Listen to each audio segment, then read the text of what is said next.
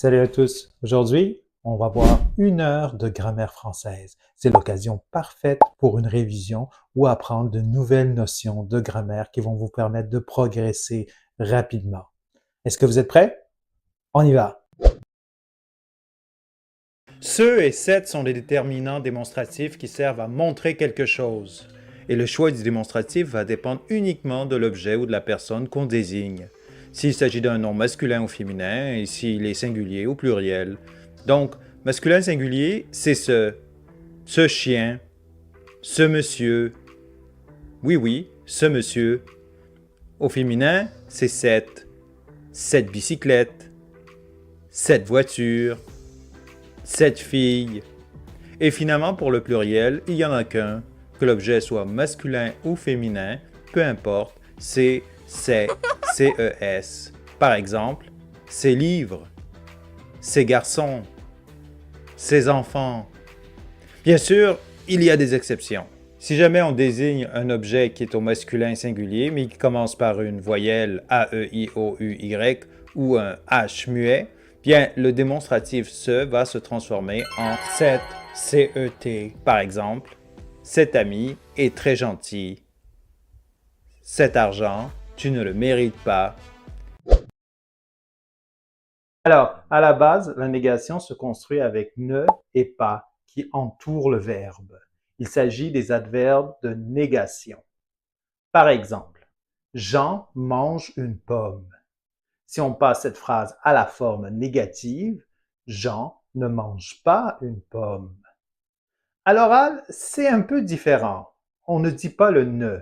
On va dire par exemple, Jean mange pas une pomme. Voyons un autre exemple. Tu veux un café? Non, merci, je ne bois pas de café. Alors, si tu veux avoir l'air plus naturel, tu peux dire je bois pas de café ou je bois pas de café. Quelques éléments sur lesquels je vais attirer votre attention. 1. Avec la négation, les articles indéfinis, un, une, des, et les partitifs comme du, de la et des, ils se transforment en de. Donc, si je transforme la phrase « j'ai des crayons » à la forme négative, je vais dire « je n'ai pas de crayon ». Il y a un chat, il n'y a pas de chat. Mais on ne fait pas cela avec le verbe être. Par exemple, c'est un copain, ce n'est pas un copain. Donc ici, j'ai laissé l'article 1. 2. Si il y a un temps composé ou deux verbes, où est-ce qu'on place les adverbes de négation? Voyons 2 exemples, ça va être plus clair. Pierre n'a pas pris le bus ce matin. Donc, on voit qu'on place les adverbes de négation entre le premier verbe, c'est-à-dire ici entre l'auxiliaire et l'autre verbe. Deuxième exemple. Je ne vais pas partir à Montréal. Encore une fois, on voit qu'on place les adverbes de négation entre le premier verbe et le second. Troisième remarque. Avec un verbe à l'infinitif, dans ce cas, les deux parties de la négation se trouvent avant le verbe. Par exemple, ne pas courir dans le corridor. Maintenant, nous allons voir la deuxième partie. Voyons maintenant les autres types de négation. Alors, premier cas, l'utilisation de ne plus à la place de ne pas. Qu'est-ce que ça change? Bien, ça apporte une information supplémentaire. Ça veut dire ce qu'il y avait avant n'est plus là. Ce qui était, bien, ce n'est plus le cas.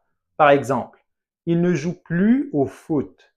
Cela signifie qu'il ne joue pas actuellement, mais cela signifie aussi qu'avant, il jouait au passé. Par exemple, on pourrait dire Müller jouait au foot, mais maintenant, il ne joue plus au foot. Attention, on ne prononce pas le S de plus. La négation de toujours correspond à ne jamais. Par exemple, elle prend toujours un T. Si on passe cette phrase à la forme négative, ça devient elle ne prend jamais de thé. La négation de quelqu'un, des gens, des personnes, du monde, ça correspond à ne, personne. Par exemple, je vois beaucoup de monde. Si on transforme ça à la forme négative, je ne vois personne. Oui, hein? C'est un peu bizarre parce qu'on utilise personne dans la négation alors qu'une personne, ça veut dire qu'il y a quelqu'un, mais ça reste quand même le même mot pour dire une personne, c'est-à-dire quelqu'un, et la négation. Il n'y a personne, c'est-à-dire qu'il n'y a pas ni une seule personne. Un autre exemple. Personne ne vient au match. Dans ce cas-là, personne est sujet. Attention, tu ne peux pas dire « je ne vois pas personne ». Tu dois dire « je ne vois personne ». On ne rajoute pas un « pas ». La négation de plein de ou de beaucoup de, c'est ne et aucun. Par exemple, j'ai plein d'amis, je n'ai aucun ami. La négation de tout, c'est ne et rien. Par exemple, si on a la phrase « ils comprennent tout », à la forme négative, ça devient « ils ne comprennent rien ». Tout peut être aussi sujet. Par exemple, tout est possible en ce moment. La forme négative, rien n'est possible en ce moment. Attention, on ne peut pas dire, par exemple, rien ne fonctionne pas. On doit juste dire rien ne fonctionne. La négation de avec ou à l'aide de, c'est ne sans. Par exemple, il écrit son livre à l'aide d'un ordinateur. Ça devient il écrit son livre sans ordinateur. Attention, dans ce cas-là, on n'utilise pas l'adverbe ne, c'est directement sans et les articles indéfinis et partitifs disparaissent. Enfin, la négation avec deux éléments ou plus, et ça, c'est un point qui crée beaucoup de problèmes. Voyons un exemple. Valentine aime les fraises et les oranges. Si je passe cette phrase à la forme négative, ça va faire Valentine n'aime ni les fraises ni les oranges. Un autre exemple. Il veut de la marmelade et du beurre sur ses toasts. Bien, ça va donner il ne veut ni marmelade ni beurre sur ses toasts. Michel a un chien et un chat. Michel n'a ni chien ni chat. Donc, il faut utiliser ne suivi de ni et ni. Attention, les articles indéfinis et partitifs disparaissent. Deux remarques pour terminer. Première remarque, on peut combiner plusieurs négations ensemble. Par exemple, je ne vois plus personne ou tu ne comprends jamais rien. Deuxième remarque, une phrase comme il ne veut que des bonbons, ce n'est pas le thème de la négation, mais c'est ce que l'on appelle la restriction. Bien, nous allons faire un tout petit exercice et vous me mettez la réponse dans les commentaires YouTube de la vidéo. Est-ce que vous seriez capable de passer cette phrase à la forme négative? J'ai toujours un briquet et mes clés dans mon sac. Passez donc cette phrase à la forme négative et je vais aller regarder vos commentaires et vous donner la correction. À bientôt! Ah, le déterminant défini, ce petit acolyte linguistique qui se faufile dans nos phrases comme un chat curieux dans un jardin de mots. Imaginez-le comme un guide touristique zélé, toujours prêt à vous montrer le chemin vers les noms familiers. Vous savez, ces noms qui ont déjà leur propre place réservée dans le grand théâtre de la conversation. Alors, comment reconnaître ce déterminant distingué? Eh bien, c'est simple. Il suffit de lui poser la question. « Et déterminant défini, connais-tu cet élément? » Et s'il répond avec un hochement de tête confiant, bingo, vous avez le bon gars. Prenons un exemple concret. Imaginez que vous soyez dans un café, sirotant votre latte préféré. Soudain, un ami arrive et vous dit « Tiens, voilà le barista qui prépare toujours mon cappuccino mousseux. » Voilà, c'est ça. Le barista, c'est notre déterminant défini en action. Il pointe du doigt le héros du moment, celui qui manie la baguette magique à expresso. Alors, en exemple, le serveur ramassa les couverts de la cliente, puis les apporta dans la cuisine. Dans cette phrase, on emploie des déterminants définis pour parler d'un serveur et d'une cliente en particulier. Un serveur ramassa les couverts d'une cliente, puis les apporta dans la cuisine. Dans cette deuxième phrase, on emploie des déterminants indéfinis pour parler d'un serveur et d'une cliente quelconque, sans qu'ils puissent être identifiés. Alors, pour les déterminants définis, voici ce qu'on obtient. Pour le singulier au masculin, le L', le féminin la L', et le pluriel, peu importe, masculin ou féminin, c'est les. Mais qu'en est-il du déterminant indéfini? Bien, imaginez-le comme un détective rusé, toujours à l'affût des noms énigmatiques. Vous savez, ces noms qui se cachent dans l'ombre du contexte, tels des caméléons linguistiques. Alors, comment le reconnaître?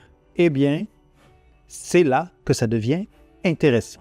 Le déterminant indéfini est comme un chapeau invisible que l'on pose sur un nom pour lui donner un air de mystère.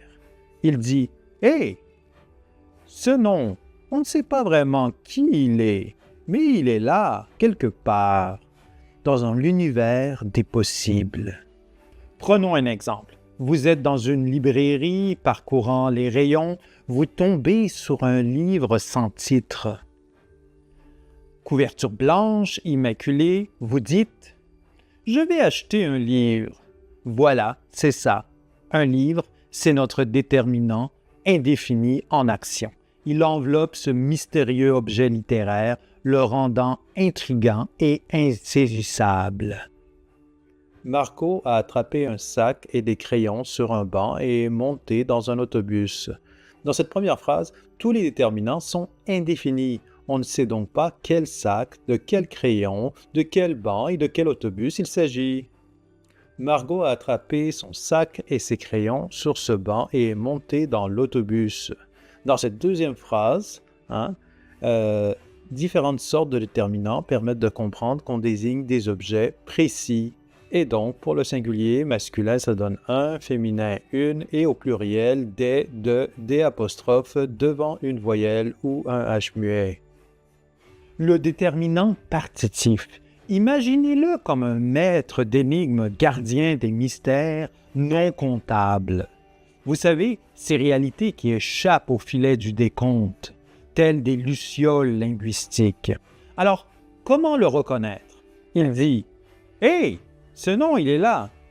Mais il ne se laisse pas enfermer dans des chiffres. Prenons un exemple. Vous êtes dans une boulangerie. L'odeur du pain frais chatouillant vos narines, vous dites « Je vais acheter du pain. » Voilà, c'est ça. Du pain, c'est notre déterminant partitif en action. Il enveloppe cette réalité moelleuse et dorée, cette substance qui se dérobe au calcul. Alors ici, il faut du courage et de l'espoir pour passer à travers une telle épreuve. Ou encore, achète du sucre, du lait et des pâtes à l'épicerie. Et là, ça nous donne du, de, L', de, au féminin, de la, de L', de, et au pluriel féminin ou masculin, des et de. Comment on forme le pluriel des adjectifs? Le pluriel des adjectifs se forme tout simplement en ajoutant un S.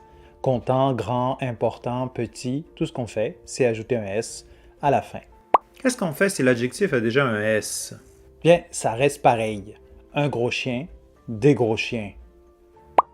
Et si l'adjectif a un X? Oui, encore la même chose. Un repas délicieux, des repas délicieux. Et pour les adjectifs en EAU? L'adjectif EAU devient EAUX. Un nouveau voisin, de nouveaux voisins. Oui, mais les adjectifs en AL? En AL, un trait vertical, des traits verticaux. Le AL devient AUX. Est-ce qu'il y a des exceptions? Oui, bien sûr. Comme d'habitude, il y a des exceptions. Aval, bal, cal, cantal, caracal, carnaval, cérémonial, chacal, choral, copal, choral, emmental, festival, gavial, gaïal, mescal, mistral, naval, nopal, pal, pascal, quésal, récital, régal, rial, rocal, serval et cisal. Et une toute dernière exception, la question au début que vous avez vue dans la vignette, des examens finals et des examens finaux. Les deux sont acceptés en français. Et pour les adjectifs de couleur, bien, les adjectifs de couleur simple s'accordent. Blanc, vert, rouge, gris, noir, bleu. Les couleurs composées de 2 ou 3 mots sont invariables. Des souliers jaune paille, des pantalons bleu marine. Les couleurs d'objets sont invariables comme cerise, citron, café, framboise, abricot, etc. Et bien sûr, il y a des exceptions, comme rose, doré, mauve, pourpre, écarlate, violet. C'est mon école ou c'est ma école? C'est mon. Zut! Je comprends rien. C'est une exception. Vous aussi, vous y perdez votre latin avec les déterminants possessifs.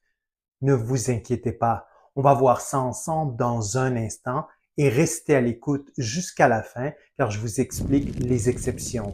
Vous êtes prêts?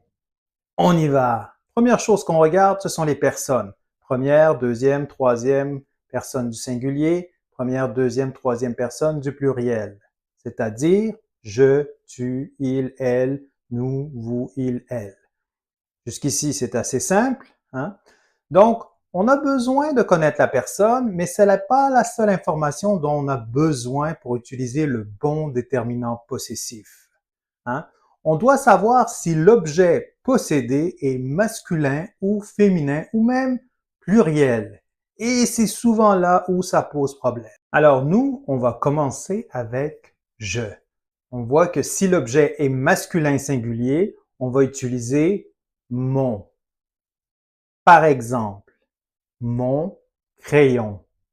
Si l'objet est féminin singulier, là, ça va être ma. Par exemple, ma voiture. Et si l'objet est pluriel, on va utiliser mes. Par exemple, mes clés.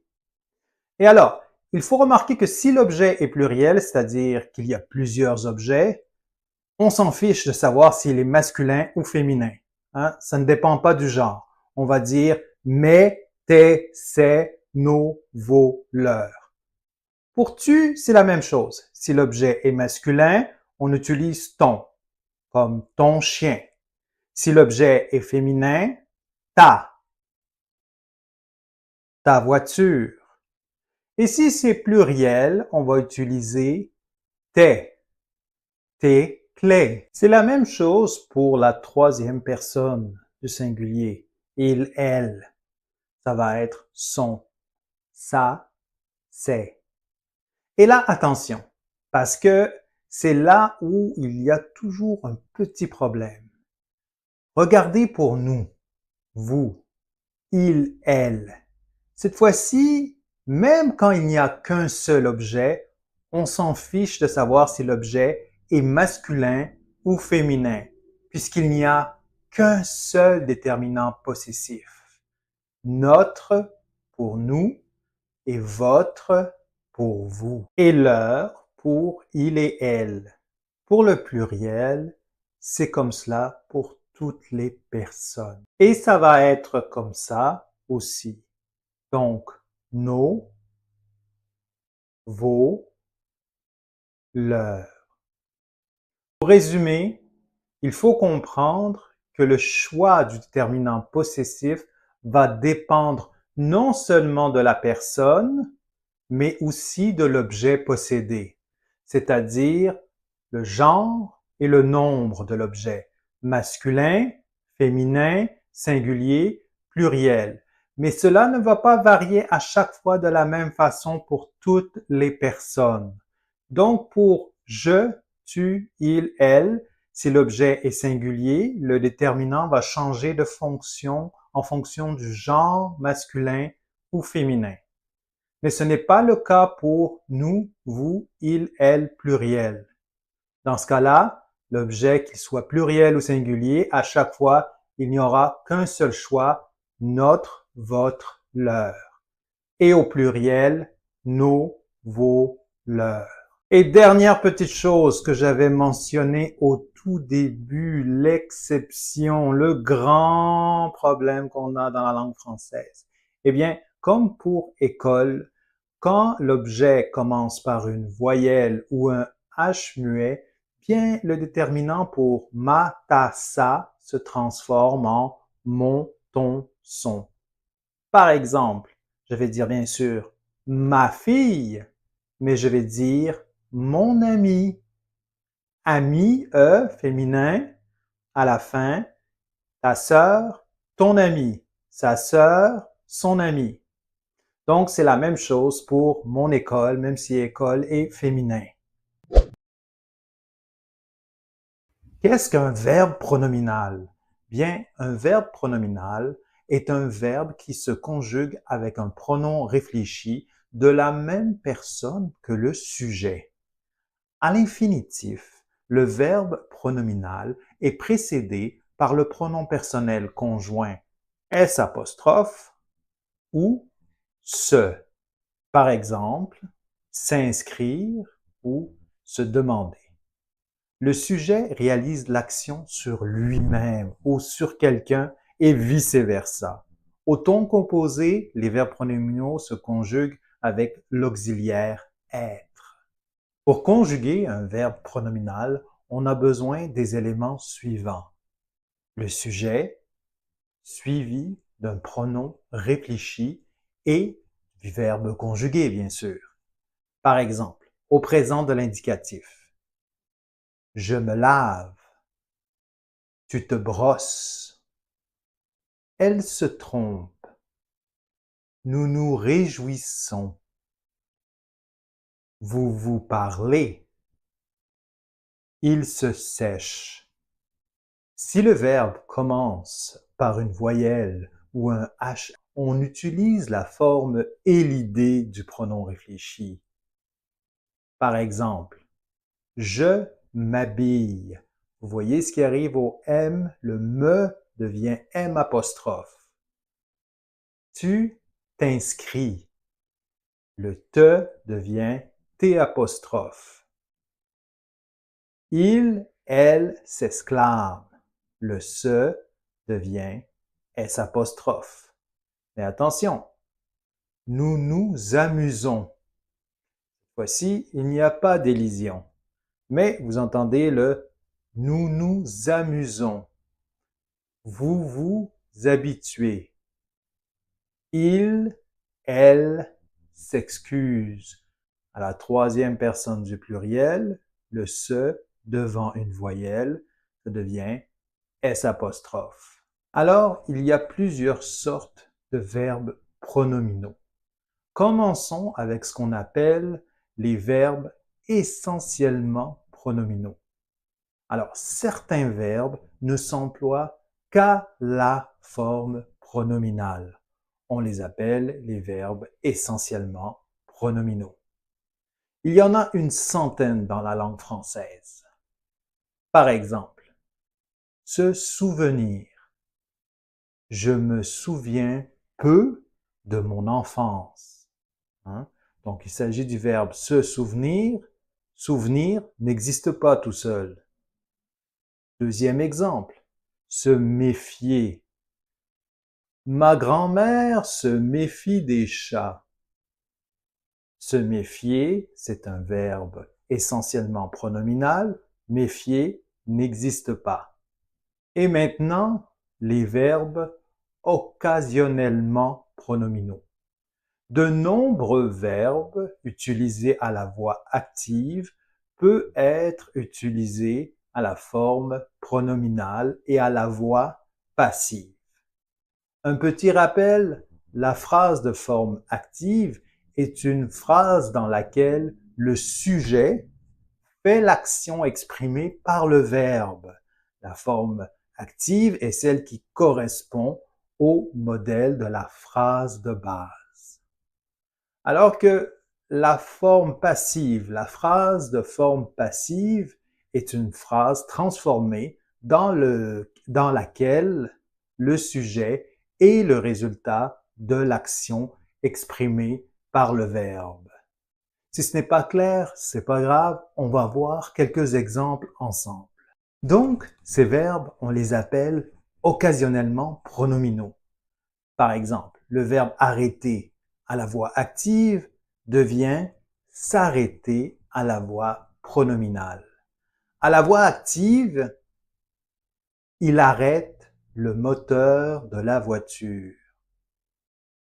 À la voix pronominale, il s'arrête souvent ici.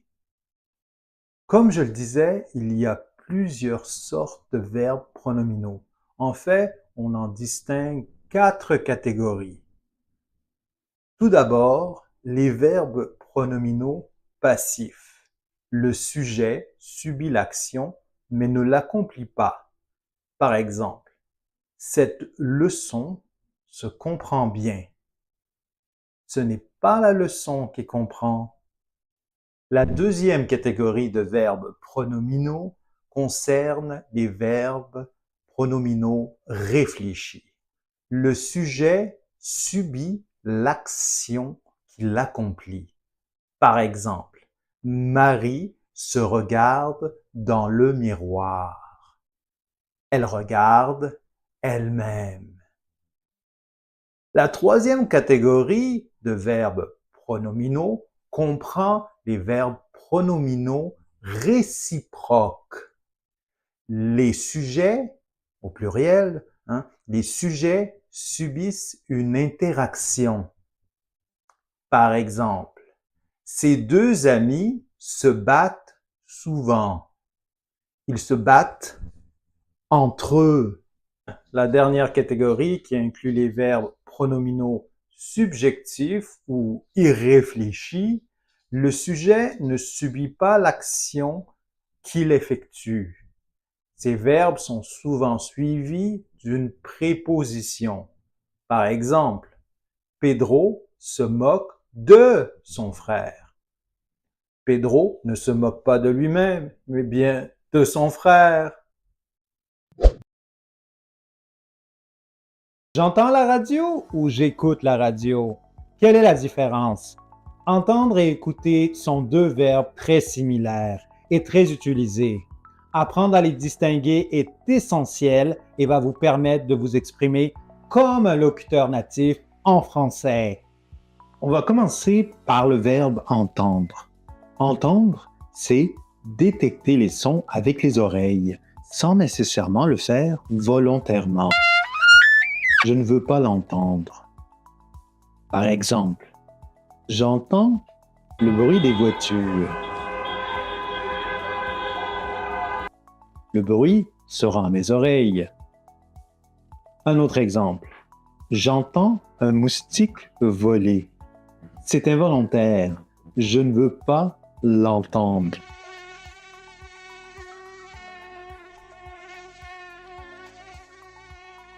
Bref, avec le verbe entendre, on perçoit les sons sans nécessairement accorder une attention active ou signifiante aux sons qui arrivent à nos oreilles. Ce n'est pas intentionnel. Et maintenant, on va passer au verbe écouter qui est un peu différent. Le verbe écouter, là aussi, on va utiliser nos oreilles, mais d'une manière différente. Écouter, c'est faire attention à ce qui arrive à nos oreilles, volontairement et avec attention, généralement pour en dégager du sens, pour comprendre. Par exemple, j'écoute la leçon du professeur. Ça veut dire que j'essaie de comprendre les paroles du professeur. Alors, avec le verbe écouter, on met l'accent sur l'attention et la compréhension. Un autre exemple. J'écoute la chanson pour en comprendre les paroles. Ça veut dire que je me concentre sur les paroles de la chanson. Bref, avec le verbe écouter, c'est volontaire. En résumé, quand on perçoit les sons avec les oreilles, involontairement, sans attention particulière, on peut dire entendre. Mais si on est concentré, on utilise le verbe écouter. Voilà, le tour est joué. Vous pouvez maintenant faire la différence entre écouter et entendre. Salut à tous! Découvrez le secret pour maîtriser les pronoms démonstratifs en français en seulement 5 minutes. Apprenez à utiliser sans effort les pronoms démonstratifs pour vous exprimer couramment en français. De plus, restez à l'écoute, car je vous révèle le secret pour ne plus jamais se tromper entre ça et ça. Êtes-vous prêts? On y va! Le pronom démonstratif est un type de pronom utilisé pour remplacer une réalité qu'on veut montrer. Celui-ci et celui-là sont des pronoms démonstratifs. Connaissez-vous la différence entre les deux? Écrivez la réponse dans les commentaires.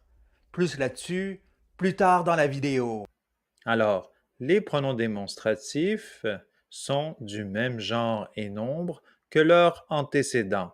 Au singulier, au masculin, on a celui, celui-ci, celui-là. Au féminin, celle, celle-ci, celle-là. Au pluriel, au masculin, ceux, ceux-ci, ceux-là. Au féminin, celle avec un S, celle-ci, celle-là. Par exemple, les animaux mangent dans l'étable. Ceux-ci mangent du foin. Ceux-ci remplace son antécédent masculin pluriel, les animaux. Les pronoms démonstratifs ceci, cela, ça et ce sont neutres. Ils sont toujours au masculin singulier et ne renvoient pas à une réalité animée. Par exemple, ce que tu penses est bête. Ceci ne devrait pas être accepté. Les pronoms démonstratifs formés avec si et là sont opposés. Si marque la proximité, tandis que là, l'éloignement. Ainsi, dans une phrase, un pronom formé avec si renvoie à l'élément le plus près ou énoncé en dernier. Un pronom formé avec là renvoie à l'élément le plus loin, soit celui énoncé en premier. Par exemple, quel fil dois-je couper? Celui-ci ou celui-là? Ou encore, je prends un crayon et un liquide correcteur pour faire l'examen. Celui-ci me permet de corriger et celui-là d'écrire. Avant de vous présenter mon ultime truc pour ne plus confondre ça et ça, je voudrais vous inviter à vous abonner à notre chaîne YouTube et à aimer la vidéo. Si vous voulez être sûr de ne plus jamais manquer une vidéo sur le français, abonnez-vous à Learn to Speak French. Ça est un déterminant possessif. Il se remplace par un autre déterminant possessif. Ma guitare, ta guitare, sa guitare. Ça fonctionne. Ça est un pronom démonstratif. Il se remplace par cela. Cela guitare, ça ne marche pas. Par exemple, ça sera 2 $. On peut le remplacer par cela. Cela sera 2 $. Sa femme est avocate. Ça, on peut le remplacer par ma. Ma femme est avocate. Examinons la différence entre le H muet et le H aspiré en français afin de ne plus jamais commettre cette erreur. Tout d'abord, le H muet. Le H muet est un signe graphique qui n'a aucune influence sur la prononciation. Il peut se trouver au début ou à l'intérieur d'un mot, comme dans habiter, bonheur, exhiber. Lorsqu'un mot commence par un H muet, on fait la liaison avec le mot précédent et l'élision est possible. Un homme, des hommes, l'homme. Maintenant, le H aspiré. Le H dit aspiré du français moderne ne correspond pas à une aspiration, mais sert simplement à maintenir un hiatus, en empêchant la liaison et l'élision. La majorité des mots français commençant par un H se prononcent avec un H aspiré, comme dans un héros, des haricots. C'est honteux. Il n'existe pas de règle pour distinguer les mots qui ont un H aspiré des mots qui ont un H muet. La seule explication vient de l'étymologie. Le H muet vient du latin et se retrouve souvent dans les langues d'origine latine. Le H aspiré provient de mots empruntés à d'autres langues, comme l'anglais, le hall, l'ancien francique, le haricot, l'arabe, le hasard, le néerlandais, le hareng. On peut savoir si un mot commence par un H aspiré en consultant un dictionnaire. Dans le Petit Robert ou sur Usito, par exemple, la transcription phonétique d'un H aspiré est indiquée par une apostrophe. Dans le Petit Larousse, le H aspiré est indiqué par un astérisque devant l'entrée. Comme enseignant de français, on me demande souvent comment parler plus rapidement en français. C'est pas compliqué, un petit truc qu'utilisent les francophones, c'est les pronoms compléments. Le pronom complément s'utilise pour ne pas répéter un nom complément. Le pronom complément s'utilise pour ne pas répéter un nom complément. Désolé, on le place habituellement devant le verbe. Le pronom remplace un nom de chose ou de personne. Alors on commence avec les pronoms compléments directs, le, la, les, elle apostrophe. Par exemple, tu vois le chat? Oui, je vois le chat. C'est plus court de dire oui, je le vois. Au féminin, tu vois cette voiture? Oui, je la vois. Tu aimes ta femme? Oui, je l'aime. Tu vois les enfants? Je les vois. Bref, le pronom complément direct répond à la question qui ou quoi. Le pronom complément prend le genre et le nombre de ce qu'il remplace. Tout d'abord le pour le masculin singulier, la féminin singulier, les pour le pluriel, et L' pour le masculin au féminin singulier devant une voyelle ou un H muet. Et maintenant pour la négation. Elle se place avant le pronom et après le verbe. Par exemple, connais-tu cet homme? Non, je ne le connais pas. Maintenant, les indirects avec lui et leur. On les utilise avec des verbes de communication comme parler et écrire. Par exemple, tu parles à Luc? Oui, je lui parle. Tu écris à tes parents? Oui, je leur écris. Le pronom complément indirect remplace un nom de personne précédé de la préposition à. Alors, il répond à la question à qui ou à quoi. Si le mot qu'il remplace est singulier, on utilise lui, même si le mot est féminin. S'il est pluriel, on utilise le. Et pour la négation, elle se place avant le pronom et après le verbe. Par exemple, parles-tu à Omar? Non, je ne lui parle pas. Pour en savoir plus sur la grammaire française, écoutez la vidéo suivante. Une belle maison ou une maison belle? Où se place l'adjectif? Comment mieux parler en français en plaçant l'adjectif au bon endroit? On va voir tout ça et en plus la différence entre neuf et nouveau dans un instant. Alors d'habitude, l'adjectif se place après le nom. Par exemple, j'ai une voiture verte. Voiture, c'est le nom et verte est l'adjectif donc qui se place après voiture. Mais certains adjectifs se placent devant le nom. Ces adjectifs sont courts et fréquents, une ou deux syllabes, comme bon, mauvais, petit, grand, gros, nouveau, jeune, vieux, beau, joli, double, demi, autre, même. Alors, sont beaucoup plus courts, comme dans l'exemple, j'ai une petite voiture, j'ai une jolie voiture ou j'ai une bonne voiture. Attention au nombre, il se place devant le nom, comme par exemple les trois mousquetaires, les sept nains, le septième art. Avec d'autres adjectifs, ils sont en premier, comme les deux derniers films, les trois premiers exercices. Il y a aussi premier, dernier, prochain qui sont devant le nom. Pour les séries et les suites. Le premier, le prochain, le dernier candidat. Dernier et prochain sont après les noms pour les dates, comme dans mardi dernier, mardi prochain, le mois dernier, le mois prochain. Grand, petit et vieux. Mais parfois, ces trois adjectifs ont une valeur quantitative. Ça veut dire qu'ils vont donner un nombre, une quantité, une donnée. Par exemple, Un grand voyageur. Ce n'est pas un voyageur qui est grand, c'est plutôt quelqu'un qui voyage beaucoup. Un petit consommateur. Hein? Donc ce n'est pas une petite personne qui achète des biens, mais plutôt une personne qui achète peu, qui consomme peu.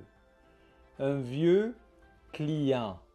Ce n'est pas un client qui est âgé, mais plutôt un client qu'un magasin, qu'un commerce a depuis très longtemps, un habitué. Et certains adjectifs changent de sens selon leur place. Là, on est dans la sémantique, la signification.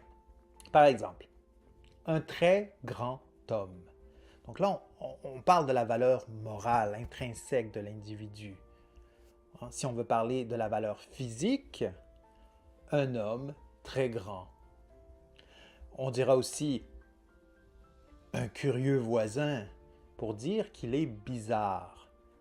Ou un voisin curieux pour dire qu'il est indiscret, qu'il fouille là où il ne devrait pas. Une seule femme. Donc, il n'y en a pas d'autre. Une femme seule. Ça veut dire une femme sans mari ou sans amis. Mon ancien immeuble. Donc, ma précédente adresse où j'habitais avant. Un immeuble ancien. C'est une époque passée, il y a longtemps. Donc, ceux placés avant le nom sont en général plus subjectifs, plus personnels, alors que ceux placés après le nom sont en général plus objectifs, plus basés sur les faits, la description des choses. Il ne faut pas oublier que les adjectifs beau, vieux et nouveau devant une voyelle ou un H muet deviennent belle, vieille et nouvelle, comme dans un bel acteur, un vieil homme ou un nouvel ordinateur. Neuf ou nouveau, quelle est la différence? Bien, neuf, c'est ce qui est de fabrication récente et se place après le nom. Par exemple, Paul a une voiture neuve au féminin. On utilise neuf pour les objets comme un stylo neuf, des chaussures neuves. Donc neuf, neuve. Nouveau, différent d'avant, se place avant le nom. Paul a une nouvelle voiture. Oui, c'est une vieille Jaguar. On utilise nouveau pour tout changement, une nouvelle adresse, un nouveau mari. Maintenant qu'on sait comment placer l'adjectif, comment on l'accorde avec le nom? Pour en savoir plus, regardez la vidéo suivante. Aujourd'hui, on parle du futur.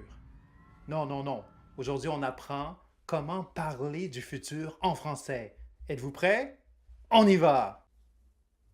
Pour utiliser le présent dans l'expression du futur, il est nécessaire d'utiliser un indicateur de temps, comme demain, dans 10 ans, la semaine prochaine, etc. Sinon, utiliser le présent, c'est parler au présent. Par exemple, demain, je mange au restaurant. Alors, le futur proche. Le futur proche est un temps verbal qui permet d'exprimer des actions qui vont se dérouler dans un avenir proche, souvent dans un futur immédiat. Avant d'aller plus loin, rappelons la conjugaison du verbe aller qui est la première partie du futur proche au présent de l'indicatif. Alors, je vais, tu vas, il, elle va, nous allons, vous allez, ils vont. Une fois qu'on a le présent de l'indicatif du verbe aller, on peut ajouter un verbe à l'infinitif. Par exemple, il va étudier pour son examen. Ou nous allons visiter Montréal ce week-end. Le futur simple maintenant. Bien, le futur simple est un temps de verbe qu'on utilise davantage à l'écrit. Les terminaisons du futur simple sont les mêmes pour tous les verbes. Ré, ra, ron, ré, rond. Donc, ça va être la même chose pour les verbes du premier groupe.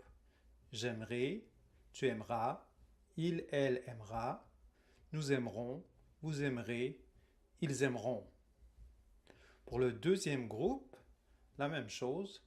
On prend finir, je finirai, tu finiras, il finira, nous finirons, vous finirez, ils finiront.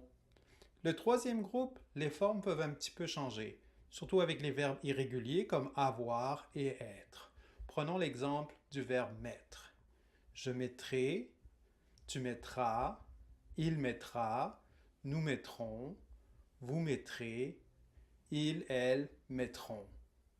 Alors, comme on l'a vu, les verbes du premier et du deuxième groupe, c'est fait de partir de l'infinitif et d'ajouter les terminaisons du futur. Attention, attention. Les verbes en ELER ou ETER doublent leur consonne ou prennent un accent. Par exemple, le verbe appeler, j'appellerai. Le verbe acheter, j'achèterai.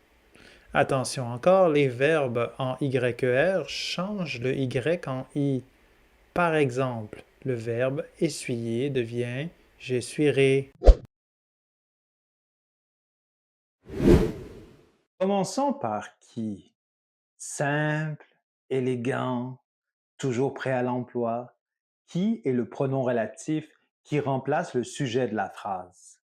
Par exemple, le chat qui dort est mignon.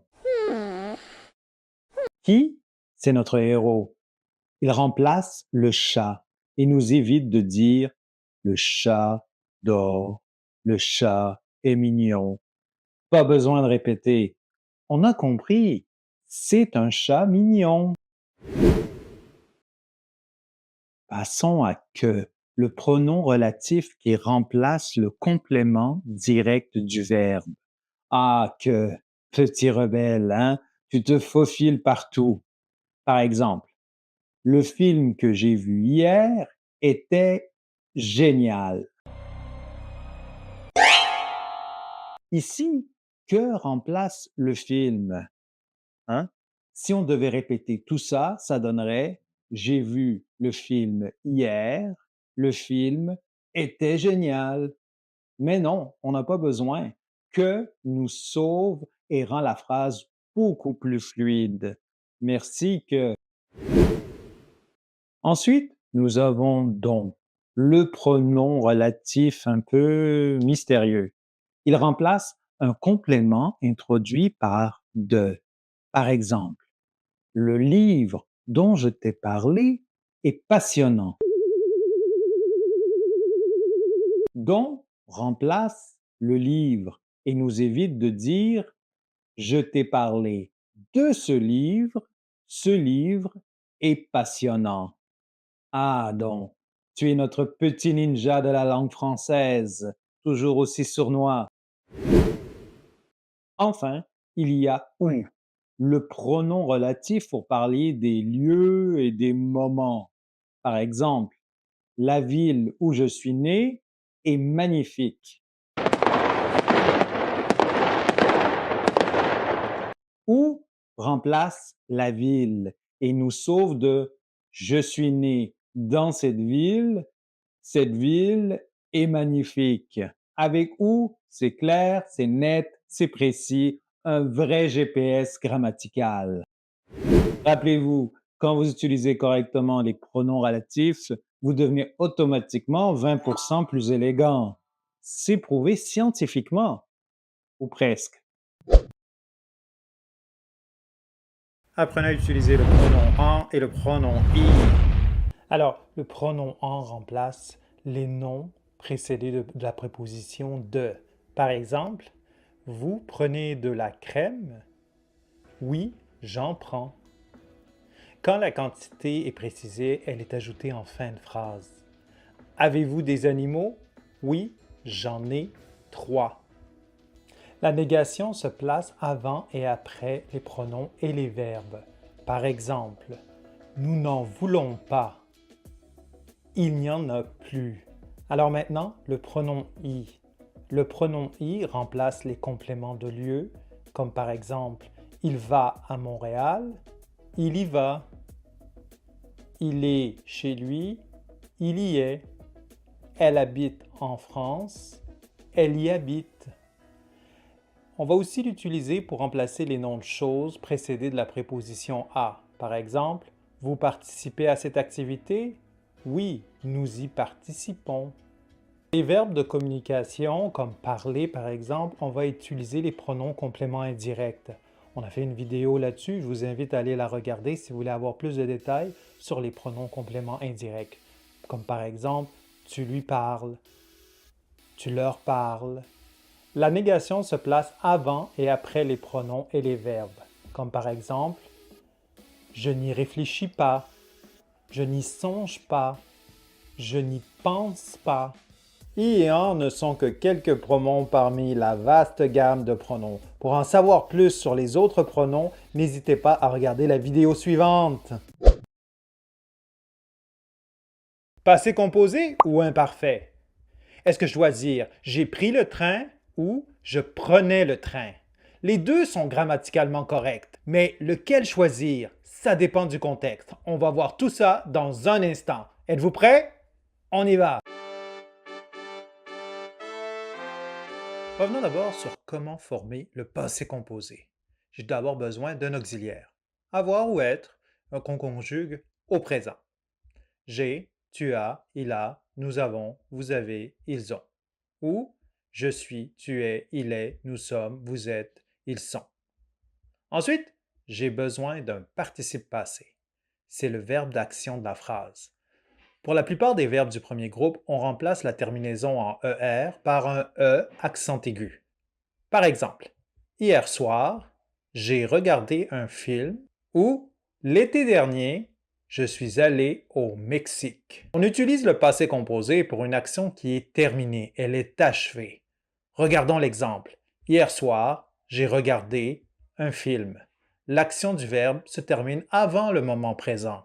Mais attention, il y a 14 verbes qui demandent le verbe être comme auxiliaire au passé composé.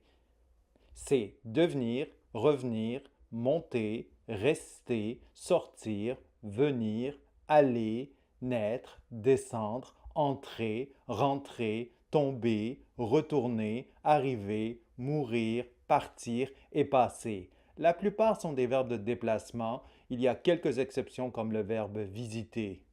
Maintenant, l'imparfait. Bien, l'imparfait se forme généralement en utilisant le radical d'un verbe au présent conjugué à la première personne du pluriel. Ça va être notre base. Prenons le verbe aller. Nous allons. On enlève la terminaison et on ajoute une des terminaisons suivantes. AIS, AIS, AIT, IONS, IEZ, AIENT. Alors, si nous voulons avoir le verbe aller à la première personne du pluriel à l'imparfait, ça nous donne « nous allions ». L'imparfait s'utilise dans 3 cas. La description, parler d'une habitude, ou quand on a une action en progression dans le passé. Alors, pour la description, par exemple, en 1992, j'étais très jeune. J'étais ici, c'est le verbe être à l'imparfait qu'on utilise parce qu'il y a une description du sujet, on dit qu'il est jeune. L'habitude. À l'université, j'allais souvent à la bibliothèque. Ici, le verbe aller est à l'imparfait parce que c'est une habitude. À l'université, j'allais à plusieurs reprises à la bibliothèque. Et finalement, pour la progression. En rentrant du travail, il pleuvait des cordes. Donc ici, pour la progression dans le passé, donc ce n'est pas un moment très précis, c'est en continu, il pleuvait et ça a continué jusque possiblement, sans en être certain, dans le moment présent.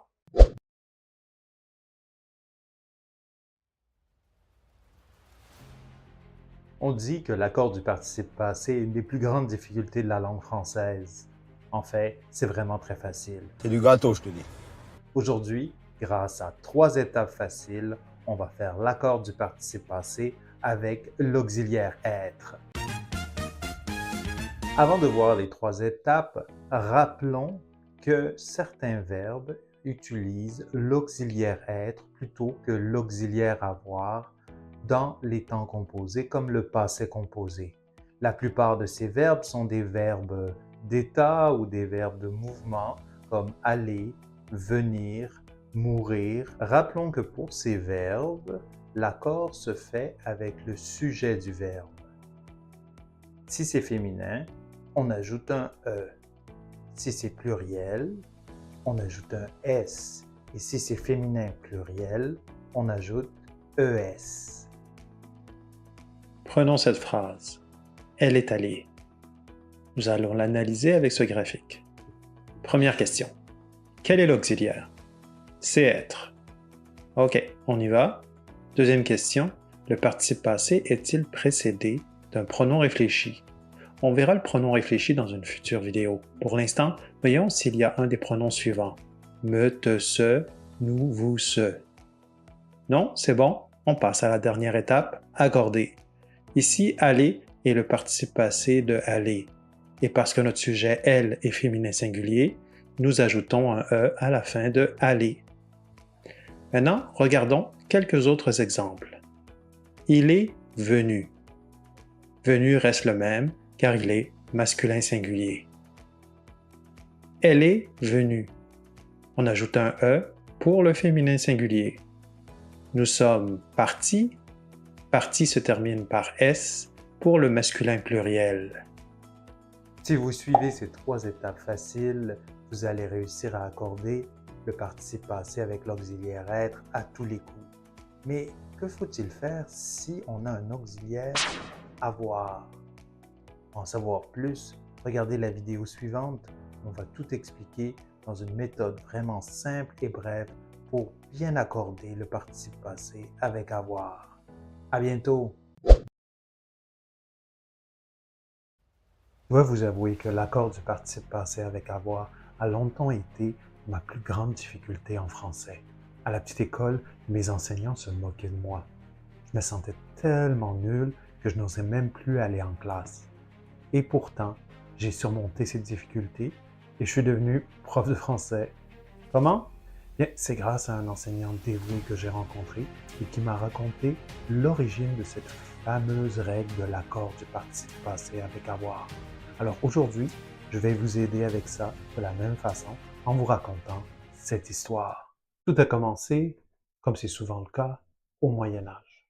Dans une abbaye, c'est l'endroit où vivent les religieux et particulièrement les moines qui copient les textes à la plume. Quand ils écrivent, par exemple, « Les pieds que Jésus a lavés », un simple regard vers la gauche permet d'identifier ce que Jésus a lavé. Il a lavé quoi? Les pieds. Donc, le moine accorde. Par contre, quand il écrit « Jésus a lavé », il s'interroge. Jésus a lavé quoi? Je ne sais pas. Je vais attendre la suite du texte. Le moine poursuit. Avant la fête de Pâques, sachant que son heure était venue, lorsque le diable avait déjà inspiré au cœur de Judas Iscariote, fils de Simon, le dessein de le livrer, etc., etc., etc. Les pieds. À tous les coups, quand le moine est arrivé à les pieds, il a oublié qu'il avait un participe à accorder, ou il n'a plus la place pour écrire le S, parce qu'au Moyen Âge, les mots sont souvent attachés les uns aux autres. Et c'est cet oubli qui est à l'origine de la règle des accords avec l'auxiliaire avoir. Bref, s'il s'agit de l'auxiliaire avoir, on recherche le complément direct du verbe. Pour le trouver, c'est très simple. Il suffit de poser la question « qui » ou « quoi » après le verbe. Par exemple, il a mangé une pomme. Manger quoi? Une pomme. Ensuite, on vérifie si le complément direct est avant ou après le verbe. Rappelez-vous, comme dans l'histoire du moine, si le complément direct est après le verbe, il est trop tard pour faire marche arrière. Alors, le participe passé est invariable. Si le complément direct est avant le verbe, il s'accorde en genre et en nombre. Rappelez-vous des règles de base. 1. Ajouter E pour le féminin. 2. Ajouter un S pour le pluriel. Et 3. Ajouter ES pour le féminin pluriel. Un exemple pour la route. La pomme qu'il a mangée est verte. Il a mangé quoi? La pomme. Le complément direct est placé avant le verbe. Alors, on accorde le participe passé. On ajoute E. Et qu'est-ce qu'on fait s'il n'y a pas de complément direct? Bien, c'est très simple, le participe passé ne s'accorde pas. Mais attention, il faut se méfier des participes passés avec l'auxiliaire avoir suivi par un verbe à l'infinitif. Et c'est ce qu'on verra dans une prochaine vidéo. À bientôt! On dit j'ai monté ou bien je suis monté. En fait, les deux se disent et on va voir ça dans un instant. Bien maîtriser au passé composé l'emploi de l'auxiliaire avoir ou être est primordial pour bien parler français. C'est ce qu'on va voir dans un instant. Vous êtes prêts? On y va! On commence avec l'auxiliaire avoir. La plupart des verbes au passé composé utilisent l'auxiliaire avoir. Par exemple, j'ai enfin trouvé une réponse à cette question. Les verbes avoir et être ainsi que les verbes impersonnels comme falloir et les verbes liés à la météo emploient toujours l'auxiliaire avoir. Par exemple, il a neigé. L'auxiliaire être. Quelques verbes utilisent l'auxiliaire être pour former leur temps composé au passé composé. C'est le cas, par exemple, des verbes pronominaux. Si vous voulez en savoir plus sur les verbes pronominaux, j'ai déjà une vidéo sur ceux-ci. Mais en bref, il s'agit de verbes avec un pronom réfléchi comme se ou s'. Par exemple, s'inscrire. Il s'est inscrit à un cours de français. Ensuite, il y a des verbes exprimant un déplacement ou une transformation. Par exemple, notre fille, Sophia, est née cette nuit. Le verbe naître exprime une transformation, un changement d'état. Il s'emploie donc avec l'auxiliaire être lorsqu'il est conjugué à un temps comme le passé composé. Certains verbes peuvent être construits avec l'auxiliaire avoir ou l'auxiliaire être. C'est le cas, entre autres, des verbes apparaître, augmenter, changer, déménager, monter, stationner, sortir et quelques autres. C'est le contexte de la phrase qui aide à déterminer le choix de l'auxiliaire pour ces verbes particuliers. Lorsque ces verbes sont construits avec un complément direct, un CD, on a aussi fait une vidéo sur les compléments directs, vous pouvez aller la voir, c'est généralement l'auxiliaire avoir qui est utilisé. Par exemple, Loïc a monté les escaliers. Loïc a monté quoi? Les escaliers. C'est notre complément direct. Donc, dans cette phrase, le verbe a monté exprime un déplacement, mais est construit avec un complément direct, soit le groupe nominal, le groupe nom, les escaliers. C'est donc l'auxiliaire avoir qui est utilisé. Loïc est monté sur un escabeau. Dans cette phrase, le verbe est monté exprime un déplacement et n'est pas construit avec un complément direct. Il est plutôt suivi d'un complément indirect. Donc, sur un escabeau, la préposition sur vient devant et donc c'est indirect. C'est donc l'auxiliaire être qui est utilisé. En cas de doute concernant le choix de l'auxiliaire avoir ou être, vous pouvez consulter un conjugueur comme le Becherel, c'est le meilleur moyen de l'avoir à tous les coups.